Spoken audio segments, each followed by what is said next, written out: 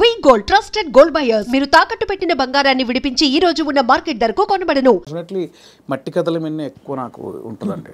Realistic thing, కొంచెం ప్రాక్టికల్గా ఉన్న విషయాలను చెప్పాలనేది నాకు ఉంటుందండి ఎక్కువ.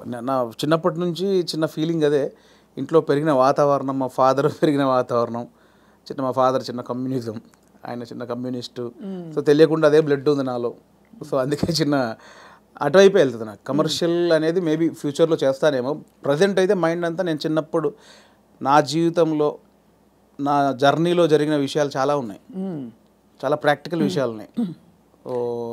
చాలా జనాల్ని అంటే రెగ్యులర్ కమర్షియల్ అన్నీ చేస్తున్నాం కదా, ఒకసారి చూసి బలగంలాగా ఆలోచించి అరే ఇది కదా మన చుట్టూ ఉన్నాయి కదా అని ఆలోచించే విషయాలు చాలా ఉన్నాయి నా వరకు అయితే. సో అది ఎంతవరకు చెప్పే పరిస్థితి ఉందో తెలియదు, చెప్పేంత వరకు చెప్తాను. చాలా సంతోషకరమైన విషయం ఏంటంటే వేణుగారు, ఇప్పుడు ఇక్కడ తెలంగాణ రాష్ట్రం నుంచి టాలెంట్ ఎంత బ్లాసమ్ అయ్యి ఎన్ని చక్కటి మట్టి కథలు వస్తున్నాయి, ఎంత మంచి టాలెంట్ ఉంది. అసలు చాలా ఏళ్ళు ఆల్మోస్ట్ బయటికి రాలేదు అనిపిస్తుంది. ఆమె రాంగ్? నేను తప్పుగా మాట్లాడేదా? కరెక్ట్గా చెప్పాను. కరెక్ట్ అండి. ఇప్పుడు బయటకు రావడం, కట్టలు తెంచుకుని ఒక్కొక్కళ్ళు అంటే ఇక్కడ ఈ గడ్డ మీద ఉండే ఆలోచన ఏంటారు, ధాటి అంటారు చూడండి, ఆ కన్విక్షన్ అది చాలా గొప్పదండి. అంటే మట్టి నుంచి పుట్టిన కథలు కదా. అంతే అండి. ఇంతకుముందు ఇక్కడ ప్రాంతం వరకు ఏంటంటే కొంచెం చదువు లేక ఆకలి చౌలు ఇక్కవరకే ఉంది. బట్ అక్కడ సృజనాత్మకత కూడా ఉంది, చాలా ఉంది. అంటే ఇటువైపు ఎన్ని కథలు ఉన్నాయి, అటువైపు ఎన్ని కథలు. ఎక్కడైనా మనుషులు ఉన్న చోట చాలా కథలు ఉంటాయి. అవును. సో ఇక్కడ కథలు కూడా ఇప్పుడు వస్తున్నాయి. అందుకే ఇప్పుడు అంటే ఎట్ ప్రజెంట్ నా మూడంతా ఇక్కడే ఉందన్నమాట. నా జర్నీలో నేను చాలా కథలు చూశాను, అందులో ఒకటి బలగం. సో చాలా కథలు చూశాను. సో అవన్నీ చెప్పొచ్చు, దాన్నే కమర్షియల్గా చెప్పొచ్చు. ఇప్పుడైతే మరి మీ రెండో సినిమా వివరాలు అడగచ్చా? ఇంకా సూన్ అండి, సూన్ డెఫినెట్లీ. అంటే అఫీషియల్గా నా ప్రొడక్షన్ నుంచి వచ్చినప్పుడు అడిగితే బెటర్. నో డెఫినెట్గా. కానీ అందరికీ క్యూరియాసిటీ ఏంటంటే బలగం తీసిన తర్వాత మీరు చాలా జాగ్రత్త పడాలి. ఇంకా రెండో సినిమాకి అదే స్థాయిలో మెప్పించాలి, ఇంకా ఎక్కువ మెప్పించాలి వీలైతే. మరి ఏంటి మీ ఆలోచనలు దాని మీద? ఉందండి, కథ అయిపోయింది, ఆల్మోస్ట్ కథ అయిపోయింది. ఇంకా అఫీషియల్గా అనౌన్స్ చేస్తాం త్వరలో. మళ్ళీ డెఫినెట్లీ నన్ను ఎవరైతే ప్రేమించారో, ఆశీర్వదించారో వాళ్ళని ఒప్పిస్తానని నమ్మకం అవుతుంది నాకు. అదైతే ఇప్పటివరకు అయితే ఖచ్చితంగా ఒప్పిస్తానని నమ్మకం అవుతుంది. అంతకుముందు కామెడీ యాక్టర్గా జబర్దస్త్లో మీ జర్నీ ఎలా ఉండేది వేణుగారు? అది హ్యాపీ జర్నీ అండి, చాలా హ్యాపీ జర్నీ నా లైఫ్లో. అంటే జాలీగా ఉన్న రోజులు అవి. అంటే నేను 2004లో యాక్టర్ అయిన తర్వాత 2015 వరకు గాడ్ గ్రేస్ని అసలు వెనక్కి తిరిగి చూసుకోలేదండి. అంటే నేను డైలీ 4 షూటింగ్లు 5 షూటింగ్లు. అంటే ఈరోజు హైదరాబాద్లో ఉంటే సడన్గా మీరు వేణుగారు ఎక్కడున్నారంటే ఈరోజు ఇక్కడే ఉన్నానండి ఈవినింగ్ అంటాను. రేపు ఫోన్ చేసి దుబాయ్లో ఉన్నానండి. అదేంటి నేను ఈవినింగ్ హైదరాబాద్ అన్న అంత బిజీగా ఉన్నాను నేను. అంత బిజీగా ఉన్నా డైలీ 3-4 షూటింగ్లు, ఈవెంట్స్ అని దుబాయ్లు, ఫారిన్ షెడ్యూల్స్, చాలా బిజీగా ఉండేవాడిని. ఐ థింక్ 4 నుంచి 15-16 వరకు నేను వెనక్కి తిరిగి చూసుకోలేదు. అంటే మా ఇంట్లో నెలకి ఒక వారం రోజులు తింటే హ్యాపీ, అంత బిజీగా ఉండేవాళ్ళు. పొద్దున ఎప్పుడైందో, సాయంత్రం ఎప్పుడైందో, నైట్ ఎప్పుడైందో తెలిసేది కాదు. సో 15 తర్వాత కొంచెం జబర్దస్త్ నుంచి బయటకు వచ్చి అప్పుడు ఇంకేమైనా చేసుకోవాలని ఈ బలగం ఏదైతే దానికి ప్లానింగ్లో ఉన్నప్పుడు మాత్రం కొంచెం ఒక 3-4 ఇయర్స్ బాగా స్ట్రగుల్ అయ్యాను. సో కానీ ఎలాగా అంటే మీరు చెప్పారు కదా, అంటే మీరు మట్టిలోంచి పుట్టిన కుటుంబం మీది. మరి మీరు పొట్టకూటి కోసం అయినా పని చేయక తప్పదు. అవును. మరి ఒకవైపు ప్లానింగ్, ఇంకోవైపు యాక్టింగ్ ఆపర్చునిటీస్ వదులుకోవాలి. అప్పుడు మీకు సంఘర్షణ వచ్చిందా? అయ్యో చాలా అండి. అదే అంటే యాక్చువల్లీ నేను 2013లో జబర్దస్త్ స్టార్ట్ అయింది. అప్పుడు పీక్స్ నేను యాక్టింగ్లో, స్టేజ్ షోలని, యాక్టింగ్ అని చాలా పీక్స్. ఆ జబర్దస్త్కి వెళ్ళిన తర్వాత మేము ఎక్స్పెక్ట్ చేయలే. మాది స్టార్టింగ్ స్టేజ్, మాది స్టార్టింగ్ టీం, మాది ఎక్స్పెక్ట్ చేయలేదు. యాక్చువల్గా జస్ట్ ఒక 13 డేస్, ఒక 4 రోజులు ఇవ్వండి చాలు అని తిరిగేవాళ్ళు, మా వెనకాల తిరిగేవాళ్ళు. సో ధనరాజు, మా చంద్ర అప్పుడు కొత్తవాడు, ఇంక వాడు రాలా అసలు. ధనరాజు నన్ను పక్కగా పట్టుకున్నారన్నమాట వాళ్ళు. అంటే మేము ఇద్దరే అంతకుముందు స్కిట్లు చేసాం, స్మోక్ టీవీ అని అవన్నీ చేసాం. సో వీళ్ళని పట్టుకోవాలని చాలా పట్టుకున్నారు. నేను కన్విన్స్ అవ్వాలా, ఎందుకంటే సినిమా నేను అప్పట్లో కొంచెం టీవీ అంటే టీవీకి వెళ్తే సినిమాకి రాలేరేమో అనేది ఉంది. ఇప్పుడు లేదు. ఇప్పుడు స్క్రీన్ అనేది ఉన్నది తప్ప big screen, small screen, phone screen లేదు. ఇప్పుడు స్క్రీన్ అంతే. అప్పుడు ఆ వేరియేషన్స్ ఉన్నాయి. సో అప్పుడు 13 రోజులు మంచి అమౌంట్ ఎక్స్పెక్ట్ చేయని అమౌంట్ ఒకటి. 4 డేసే కదా అని లైట్గా కమిట్ అయ్యాం. ఆ 4 డేస్లో 13 ఎపిసోడ్స్ మీకు తెలుసు. అది జబర్దస్త్ స్టార్టింగ్ 18 రేటింగ్. అంటే గురువారం వస్తే వెయిట్ చేసేవాళ్ళు, గురువారం కోసం ఒక టీవీ షో కోసం వెయిట్ చేసేవాళ్ళు. 13 days తర్వాత మళ్ళీ బతిలాడి ఇప్పుడు అనుకున్న అమౌంట్ కంటే డబుల్ పెంచారు. సరే అని మళ్ళీ 13 చేసాం, 27 ఎపిసోడ్ చేసాం. ఆ తర్వాత ఇంకా అది జబర్దస్త్ ఎట్లా అయిపోయిందంటే తెలుగు రాష్ట్రాల్లో గురువారం వస్తే ఏంటి అనేది. ఇప్పుడు స్కిట్లు రాయడం అది కూడా ఎలా జరిగేది అది ఉండేది. సో అప్పుడు ఏంటంటే అప్పుడు ఇంకా ఇది మీకు తెలియట్లేదండి, ఇది చాలా అద్భుతం, మీకు ఎంత అంటే అంత ఇస్తాం, మీరు కంటిన్యూ చేయండి అన్నారు. అప్పుడు నేను ఏంటంటే నాకు సినిమా అనేది, నేను సినిమా కోసం వచ్చాను, ఇది చాలా బాగుంది, చాలా డబ్బులు ఇస్తున్నారు, ఇంటింటికి గడప గడప వెళ్ళాం, రీచ్ అయ్యాం, ఇంత డబ్బులు వస్తున్నాయి, అటు షోలు రెమ్యునరేషన్ అన్నీ వస్తున్నాయి, కానీ నాకు సంబంధించింది పోతుంది. అవును, నేను సినిమా అనుకున్నాను, దీనికోసం రాలేదు, ఇటు పోతే నా సినిమాకు దూరం అయితే దీని నుంచి బయటకు వచ్చానండి. అబ్బా చాలా పెద్ద ఇదండి, మామూలుగా సెటిల్ అయిపోతాం మనం, పైసలు వస్తున్నాయి కదా ఎందుకు బై నీకు అందుకని బయటికి వెళ్ళాం. బయటికి వెళ్ళాక 1.5 year తర్వాత ఇది రైజ్ అయిపోయింది. అంటే ఇంటర్నెట్ ఫ్రీ అయిపోయి ప్రతి ఒక్కరికి సెల్ ఫోన్ చేతిలోకి వచ్చేసి ఇది వైరల్ అయిపోయింది. అప్పుడు ఏమైంది, నేను జబర్దస్త్ కొన్ని చేశాను కాబట్టి సినిమాలో కొంచెం దూరం అయిపోయా, టీవీకి వెళ్ళడం వచ్చేసి. అవును అవును అవును, ఇది వచ్చేసిందని నేను దాన్ని పక్కన పెట్టేసి సినిమాకి వచ్చేసరికి ఇది పక్కకు పెట్టేశారు. అరే ఇలా అయింది ఏంటి అని కసిలో మళ్ళీ ఒక 1 year చేసాం. అవును, మీరు తిరిగి వచ్చినప్పుడు అయితే వెల్కమ్గా తీసుకున్నారు మిమ్మల్ని, తీసుకున్నారు. మళ్ళీ 1 year చేసిన తర్వాత అప్పుడు ఇంకా మైండ్లో డబ్బు అని మళ్ళీ ఇటు వెళ్ళినోని మళ్ళీ ఇటు వచ్చా, ఇక్కడ మళ్ళీ డబ్బు కోసం వచ్చా, బట్ లోపల మాత్రం ఇది కాదని నన్ను వేధిస్తుంది అనమాట. మళ్ళీ బయటకు వచ్చాను. ఆ మళ్ళీ బయటకు వచ్చిన తర్వాత 2015 మిడ్లో బయటకు వచ్చామండి. అప్పటి నుంచి అరాకొర అప్పటి నుంచి స్ట్రగుల్ స్టార్ట్ అయింది. ఆ 15 మిడ్లోంచి 2020 వరకు ఆ 4 years ఇటు లేక అటు లేక ఆ 4 years బాగా స్ట్రగుల్ అయ్యాను. అది మేజర్ నా కెరియర్లోనే వెరీ బ్యాడ్ పీరియడ్.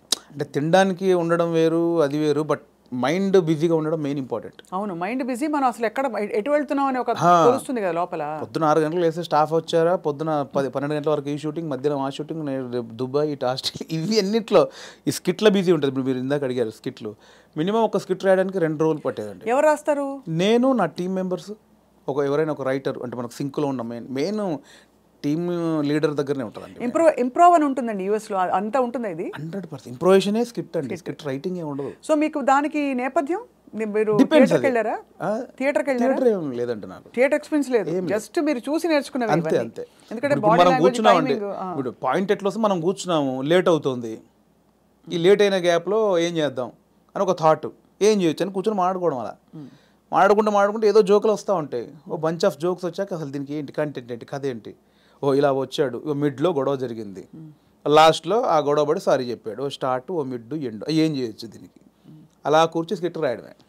అలా టీం అంతా రాయడం, ఆలోచన ఎక్కడైనా పాయింట్ వస్తుంటుంది.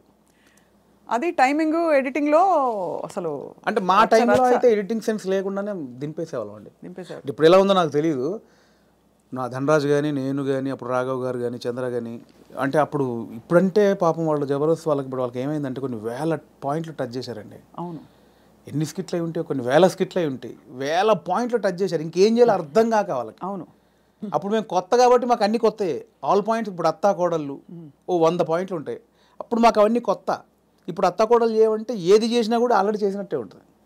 సో అట్లా మాకు చాలా పాయింట్స్ దొరికేవి. ఇప్పుడు చంద్ర మొత్తం ఫ్యామిలీస్ మీదకి వెళ్ళిపోయాడు, నేను అన్నీ కొంచెం టిపికల్గా ఉండాలి, అది నేను ఈ కొంచెం కొత్తగా ఏదో చేసేవాడిని, ధనరాజు ఇంకో, అట్లా ఎవరి కేటగిరీ వాళ్ళకు ఉండేది. సో అప్పుడు పోటాపోటీ బాగా చేసాము. సో ఆ 15 నుంచి బయటకు వచ్చాక అంత మంచి రెమ్యునరేషన్స్ కానీ, ఈవెంట్స్ కానీ, మీకు తెలుసు ఈవెంట్స్ ద్వారా మంచి ఆర్టిస్టులకు మంచి ఆదాయం ఉంటుంది, చాలా బాగుంటుంది. అదే కదా. సో అటు ఇటు మిస్ అయ్యి ఈ 15 నుంచి 20 వరకు నేను దాదాపు మీరు ఎక్స్పెక్ట్ చేయలేని అమౌంట్ మిస్ అయిపోయాను. సో ఆ లోపల అది ఉంటుంది, అది బాధ అనమాట, తిండికి బాధ కాదు. అనవసరంగా దాంట్లోంచి బయటకు వచ్చావు, ఇప్పుడు ఇంత పోయింది, ఇప్పుడు ఇది లేదు అది లేదు. ఇప్పుడు మన బతుకులకి నువ్వు వచ్చిన నేపథ్యానికి అది చాలా పెద్ద అమౌంట్. దాన్ని మిస్ అయిపోయామే, తప్పు చేసామా, ఒప్పు చేసామా, అనవసరంగా సినిమా అని ఓ పెద్ద బిల్డప్ ఇచ్చుకొని బయటకు వచ్చావు, ఇక్కడ ఇది లేదు, అక్కడ అంతా సాలిడ్ అమౌంట్ మిస్ అయిపోయి ఏంట్రా తప్పు చేసామనే గిల్ట్ అవుట్ ఉంటుంది చూసారా, ఆ గిల్ట్ ఎక్కువ పోయిన అనమాట. అవును, లక్షల సంపాదన వదులుకోవడం అంటే ఈజీ విషయం కాదు. అండ్ ఇప్పుడు పొద్దున్న లేవగానే ఇంకొకటి అండి, ఒక బిజీ పర్సన్ మీరు ఉన్నారు స్వప్న గారు అంటే, మీరు ఇంకా మిమ్మల్ని కట్టేసినా కూడా మీరు ఆగలేరు, ఎందుకంటే మనకి అంత ఉంది, అంత పని చేసేవాళ్ళు పొద్దున్న లేవగానే మనం ఏం పని లేదంటే ఎలా ఉంటుంది. అదే బిగ్గెస్ట్ కామెడీ స్కిట్లా ఉంటుంది అంతే. అది దానంత నరకం ఉండదు. పొద్దున్న లేవగానే ఆ స్కిట్, షూటింగ్, అట్ట ఇట్ట మైండ్ అలా పెట్టే మైండ్కి ఏమీ లేదంటే అది దానంత నరకం ఇంకోటి ఉండదు. అలా ఒక 3 సంవత్సరాలు ఫేస్ చేసిన తర్వాత ఆ ఫ్రస్ట్రేషన్లోంచి వచ్చిన ఐడియానే బలగం. అంటే ఇన్ని రాసాము. నేను చాలా సినిమాలకు అంటే చాలా సినిమాలు కాదండి, నా ఫ్రెండ్స్ డైరెక్ట్ చేస్తూ ఉంటే వాళ్ళకు నేను సబ్జెక్ట్లో కూర్చునేవాడిని, కామెడీ ట్రాక్స్ రాసి ఇచ్చేవాడిని. అండ్ సినిమాలో మేము కామెడీ సినిమా షూటింగ్ చేస్తూ ఉంటే ఏదైనా మనం ఇంప్రూవ్ చేసిన పంచ్ ఉంటుంది, అది స్క్రీన్లో చూస్తే పేలింది అంటే నాకు ఆలోచించే ఉంది. ఇప్పుడు స్కిట్లు నేను ఆల్మోస్ట్ ఒక 100 స్కిట్లు రాసా, వర్కౌట్ అయినా చాలా. అంటే నా ఆలోచన నుంచి పుట్టినాయి కదా. సో నాకు నేను ఎందుకు చేసుకోకూడదు అంటే ఇప్పుడు ఒక అవకాశం ఒకరు ఇస్తారు, డెఫినెట్లీ అందరు ఇస్తేనే ఇక్కడ దాకా వచ్చాను. బట్ ఇప్పుడు ఇంత మనకు ఒక నాలెడ్జ్ వచ్చిన తర్వాత కూడా వెయిట్ చేయడం ఎందుకు అనేది ఆ 3 సంవత్సరాలు వచ్చిన ఇది. అక్కడ సరే నేనే హీరోగా చేసుకుందాం, నేనే రాసుకుందాం, నాకు ఒక కథ రాసుకుందాం, నన్నే ఇలా ప్రజెంట్ చేసుకుంటే దాన్ని చూసి వేషాలు వస్తాయి మళ్ళీ అనే దాంట్లో నేనే ఒక పాయింట్ అనుకుందామని స్టార్ట్ చేసిన జర్నీ. ఒక 3-4 పాయింట్లు అనుకొని అవన్నీ రెగ్యులర్గా ఉన్నాయి. ఇలా అయితే నన్ను ఎందుకు చూస్తారు? చాలామంది అలా వస్తున్నారు కదా. నన్ను చూడాలంటే మళ్ళీ నేను కొంచెం బ్యాక్వర్డ్ అయి ఉన్నాను. ఇప్పుడు నన్ను కొత్తగా చూడాలి, కంప్లీట్ ఆపోజిట్గా చూడాలి. అది ఏం చేయొచ్చు? చాలా సాహసోపేతమైన జర్నీ అది. అలా ఏం చేయొచ్చు అన్న పుట్టినప్పుడు థాటే ఒక చావులో ఎలా ఉంటుంది అంటే నేను మా నాన్న జరిగిపోయినప్పుడు ఉన్న సిచ్యువేషన్స్ అన్నీ ఫనీగా చూసాను. ముందు ఎమోషన్ కాదు, అది ముందు ఫనీగా చూశాను. అంటే ఇప్పుడు తెలంగాణలో ఏంటంటే చేదునూరు అని ఉంటుంది. అంటే చుట్టం చూపు వాడు వచ్చినప్పుడు వాళ్ళని ఓదార్చిన తర్వాత చేదునూరు అనేది ఉంటుంది. అంటే ఇంత మందు తీసుకొచ్చి, ఇంత చికెన్ మటన్ తీసుకొచ్చి నా వంతుగా నీకు ఒక భరోసా ఇచ్చి నీ బాధని తొలగించి ఈ వచ్చిన వాళ్ళు ఇస్తారు. అంటే ఆచారం ఏంటంటే అండి, ఇప్పుడు నేనున్నాను, నాకు ఒక మా ఇంట్లో చేదు జరిగింది, ఎవరో చనిపోయి చేదు జరిగింది. మా బావను, మా మామయ్యను, బావ మరుదు ఎవడు వాడు వచ్చి నన్ను ఓదార్చి సరే బావ జరిగిపోయిందని ఈ బాధను దూరం చేయాలి. నాకు ఏదైతే ఆ మిస్సింగ్ ఫీల్ ఉందో దాన్ని దూరం చేయగలని ఏం చేయాలి? ఇంత మందో బిందో తీసుకొచ్చి కాసేపు 2 గంటలు సపోర్ట్ ఉండి కడుపు నిండా తినబెట్టి ఏం కాదులే నేను ఉన్నానులే అని సపోర్ట్ ఇచ్చే వెళ్ళే విధానం అనమాట అది. కరెక్ట్, అవును. సో అదొక ఆచారంగా వచ్చింది, చేదునూరు అంటాం. ఇప్పుడు పెద్ద ఫ్యామిలీ అనుకోండి, ఇప్పుడు బాంబేలో ఉంటారు ఒకరు బావంట ఆయన, అక్కడ 10 మంది చుట్టాలు ఉన్నారు, ఇక్కడ చనిపోయింది, కంపల్సరీ రావాలి, వస్తారు, ఈ ప్రక్రియ కూడా చేయాలి. ఇప్పుడు 10 మంది 10 రోజులు ఉండలేరుగా, 2 రోజుల్లో చేసి వెళ్ళిపోవాలి. అవును. సో 10 మందిది వీడు తాగాలి, నేను తాగాలి, తినాలి, తాగాల్సిందేనా? అంటే బాంబే నుంచి వచ్చాడండి పాపం, మా బావకి ఇలా జరిగిందని ఏదో ఆయన తృప్తికి చేసే. నేను ఒక ముక్కనాన్న తినకపోతే ఆడేమనుకుంటాడు, ఫీల్ అవుతాడు కాబట్టి చేయాలి, కంపల్సరీ. సో ఈ ప్రాసెస్ మా నాన్న జరిగింది అనమాట. మాది పెద్ద కుటుంబం, మా అమ్మకి నేను 9వ వాడిని, మా పెదనాన్నలు 6, మా మేనత్తలు 3. సో మా ప్రతి పెదనాన్నకి ఫ్యామిలీ మినిమం 10 మంది, 7 మంది, 8 మంది, వాళ్ళందరూ వచ్చి 200 మంది మా కజిన్స్ ఉంటారు, అన్నయ్యలు, వదినలు, వాళ్ళ పిల్లలు అందరూ వచ్చేసి ఏమైపోయిందంటే ఆ 11 రోజులు మా నాన్నది చనిపోయిన నెక్స్ట్ డే నుంచి మార్నింగ్ ఒక సెటప్, 11 o'clock ఒక సెటప్, 1 o'clock ఒక తప్పదు. దీనిలో ఏం జరుగుద్ది? ఇప్పుడు నేనున్నాను, మీరు వచ్చారు, రాగానే సరే బావ ఇలా జరిగిందంటే సరే కూర్చో తాగదు అంటే కాదు కదా. మీరు అడుగుతారు ఎలా జరిగింది బావ ఏంటి అంటే నేను చెప్పాలి, నేను ఇలా ఉన్నట్టు నాన్న చూస్తూ అని ఏడవాలి. ఓకే అయిపోయింది. ఇప్పుడు 12 o'clock ఇంకోటి వచ్చాడు, వాడికి కూడా సేమ్ ఏడవాలిగా. రాగానే రాబావ కూర్చోండి, వాడు మళ్ళీ చూసేవాడు ఒక కంట నీరు కూడా పెట్టలేదు, వాడు రాగానే తాగినని వాడు అనుకుంటాడని వాని కోసం మళ్ళీ సేమ్ ప్రాసెస్. ఏమైందంటే నాన్న లేడు అన్నీ. అంటే నాకు అలా ఉంది. ఎలా జరుగుతుందంటే వస్తున్నారు, తాగుతున్నారు, ఏడుస్తున్నారు, తింటున్నారు, పంటున్నారు, ఏడుస్తున్నారు, ఏంద్రా అది. అప్పుడు నా చిన్న వయసు 99లో మా నాన్న చనిపోయినప్పుడు ఆ వయసులో నాకు అది అనిపించింది, మీరు సెలబ్రేట్ చేసుకుంటున్నారా, బాధపడుతున్నారా, ఎంజాయ్ చేస్తున్నారా అనేది ఒకటి ఉంది, ఎప్పుడో చూసినది. అది ఇక్కడికి షిఫ్ట్ అయిందనమాట. ఎలాంటి కథ చేయొచ్చు అదే అన్నప్పుడు మా ఫ్రెండ్ ప్రదీప్ అద్వైతం అని ఇప్పుడు నెక్స్ట్ వైజయంతి మూవీస్లో పెద్ద సినిమా చేస్తున్నాడు. సో నాకు బెస్ట్ ఫ్రెండ్ అనమాట. సో తను ఏంటంటే ఒకసారి 10 days కనిపించలా, మళ్ళీ వస్తే డార్లింగ్ ఎక్కడికి వెళ్ళామంటే ఇట్లా మా పెద్దనాన్న చనిపోయాడు రా, గమ్మతుంటుంది మన తెలంగాణలోని, మా తాగుడు గోల ఇలా ఏడుపు అని అన్నాడు. అది స్ట్రైక్ ఏదో బాగుంది కదా అని ఒకసారి రివెండ్కి వెళ్తే మా నాన్నది ఇంత జరిగింది కదా ఫన్ ఇక్కడ, ఇది కదా మనం ఆపోజిట్గా చెప్దాం అనుకున్నాం. అక్కంచెలు మొదలైన కథ. సో అప్పుడు ఒక 4 సీన్లు రాసుకొని ఫ్రెండ్స్కి చెప్తే వాళ్ళు హిలీరియస్గా నవ్వి దానికి ఇంకో 4 సీన్లు వేసి. కానీ ఇక్కడ విశేషం ఏంటంటేనండి, జబర్దస్త్ కావచ్చు, ఇది కావచ్చు, చాలా సీరియస్ అంశాలని లైటన్ చేయడం ఈజీ కాదు. సెంటిమెంట్స్ హర్ట్ అవుతాయని ఒక బాధ ఉంటుంది కదా. ఇప్పుడు మీరు పిల్లలు పుట్టలేదు ఒక జంటకి, దాని మీద మీరు జబర్దస్త్లో ఒక స్కిట్ రాయాలనుకోండి, చాలా మంది హర్ట్ అయిపోతారు. నీకు అసలు మనసుందా, నువ్వు సమాజంలో బాధ్యత గలవాడిగా, ఇవన్నీ అడుగుతారు ఆబ్వియస్లీ కదా. అలాంటిదే చావు కూడా చాలా పర్సనల్, చాలా ఇది. కానీ ఇందులో మీరు ఒక విధమైన హ్యూమరు, లైఫ్లోని చాలా సటిల్గా జరిగిపోయే ఇవన్నీ తీసుకొచ్చారు చూడండి. అది దాన్ని కూడా మన పెద్దవాళ్ళు చెప్పిన నిదర్శనాలు అండి నిజంగా. అంటే ప్రతి విషయంలో మీకు సీరియస్నెస్ ఉంటుంది, కామెడీ ఉంటుంది. ప్రతి ఇన్సిడెంట్లో మీరు కామెడీ, ఇప్పుడు ఇది సీరియస్ అనుకోండి ఒక చావు అనేది, ఎగ్జాక్ట్ లేకపోతే ఒక కామెడీదే తీసుకుందాం, కానీ దానిలో కూడా సీరియస్ ఉంటుంది. ఇది చావు అనేది సీరియస్ అనుకోండి, దానిలో మనం కామెడీ చెప్పాను నేను, కానీ ప్రాపర్గా ఒక కామెడీ ఎపిసోడ్ ఉందనుకోండి, దాంట్లో సీరియస్ కూడా ఉంటుంది. మనం చూసే దృష్టికోణమే. నాకు ఒకసారి ఏమైందంటే అవునన్నా కాదన్నా అనే సినిమాకి మేము ట్రిప్కి వెళ్ళామన్నమాట. సో తేజ గారు, ఉదయ్ కిరణ్ గారు, సుమన్ శెట్టి, నేను, ధర్మవరం సుబ్రహ్మణ్యం గారు. ఆయన ఒక చోట ఒక మాట అన్నాడండి ఒక ఇంటర్వ్యూలో. ప్రెస్ వాళ్ళు అడిగారు, అదండి అందులో కొంచెం బూత్ ఉందండి, శృంగారం ఎక్కువ ఉందండి అంటే, ఆయన ఒక మాట, ఏ సందర్భమో నాకు తెలియదు, ఒక మాట నన్ను పడిపోయింది. ఏమైనా ఇప్పుడు ఎయిడ్స్ మీద సినిమా చూస్తున్నప్పుడు, ఎయిడ్స్ మీద అవగాహన కల్పించడానికి ఒక సినిమా చేస్తున్నప్పుడు ముందు శృంగారం చూపించాలి. వాడు ఎలా అడిక్ట్ అయ్యాడు శృంగారానికి, కొంచెం బ్యాడ్ రూట్ ఎలా పట్టాడంటే అవన్నీ చూపించాలి. కొంచెం ఆ రొమాంటిక్ అప్పీల్ చూపించినప్పుడే ఇది చెప్తావు, అది చూపించకుండా ఇది చెప్తే ఎవడు చూడ్డాయి అన్నాడు. కరెక్ట్, అంతే, అది నిజమే. మీకు అర్థమైంది? నాకు అందులో ఏదో దొరికింది నాకు. అంటే మనకు మంచి చెప్పినప్పుడు దానిలో చెడు కారణమైంది ముందు చెప్పినప్పుడే, ఇది చెడు, దీనివల్ల ఇది జరుగుతుందని చెప్తాం కదా.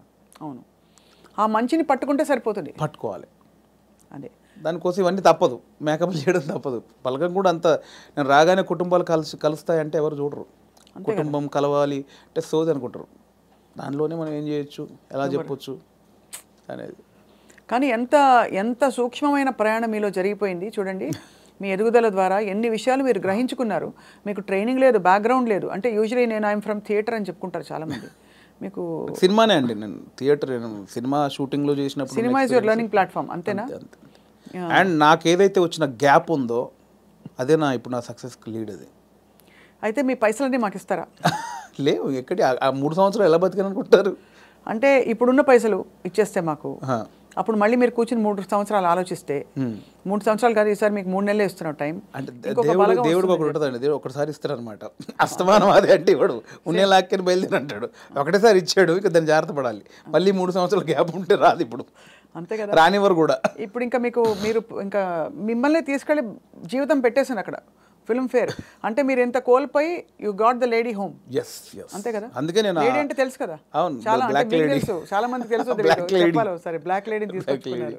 అదే ఆ మెట్లు ఎక్కుతున్నప్పుడు కానీ, అది చేతిలో ఉన్నప్పుడు కానీ, నేను అంటే చాలా ఇంటర్వ్యూలో మాట్లాడే మనకు భయం అయ్యేది బేసికల్గా స్టేజ్ మీదకి వెళ్ళి మాట్లాడాలంటే. కానీ ఆ రోజు ఎందుకో చిన్న లోపల షివర్ అయిపోతూ, నమ్మలేని విషయం కదండి. ఎవరికి అంకితం ఇచ్చారు, ఏమైనా చెప్పారు అట్లాంటివన్నా? అంకితం లేదండి. అంటే ఇది అంకితం ఇవ్వాలంటే తెలుగు ప్రేక్షకులు ఇవ్వచ్చు, అది అంతే, తెలుగు ప్రేక్షకులకు ఇవ్వచ్చు, అండ్ నా వైఫ్కి ఇవ్వచ్చు. ఎప్పుడు పెళ్ళైంది వేణుగారు మీకు? నాకు 2009, అంటే బిఫోర్ జబర్దస్త్.